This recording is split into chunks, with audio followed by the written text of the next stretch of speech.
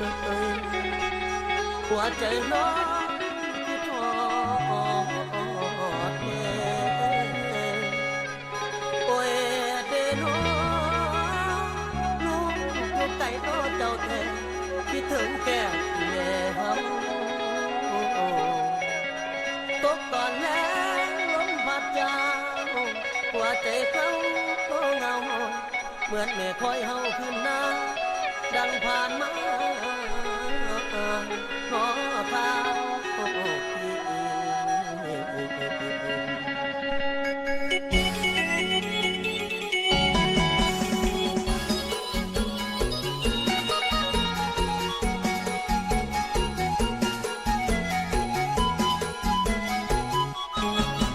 ลมพัดที่มีใจอ่อนคิดถึงเรือนนอนบ้านเกิดพอเอาคิดหอดบนป่ากระเต้าคิดหอดพักกระเดาพักกระโดดไปตกแรงมาเล่นมันคอนหันแม่เอามาคอน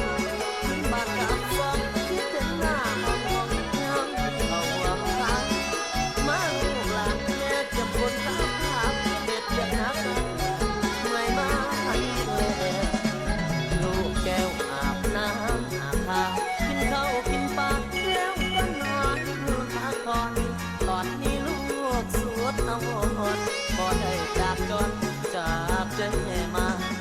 ตรวจเห็นหน้าย้ำด้วยลาจากนั้นถือแมวตื่นใส่กินเห็นใจลูกคนสู่ต่อนั้น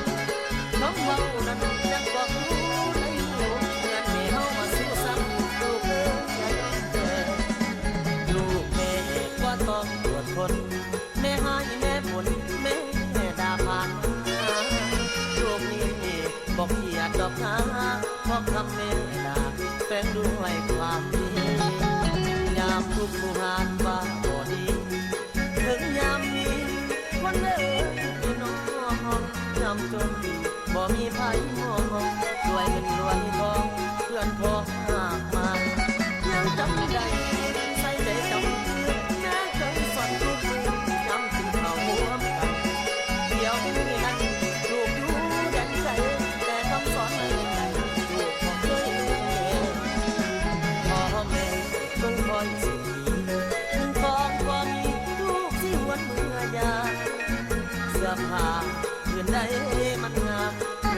มื่อยามสิเอาต่อแม่แก่เท่าแล้วบังสาปากบอนเบียดนั้นหักใหญ่นอนไปแม่เลยถูกยังอยากเลือกใครไหนตรงอยู่สุขสบายลูกสาวภาษาเรียนเสียงฟ้าขึ้นความยามใดน้ำตาลูกไหล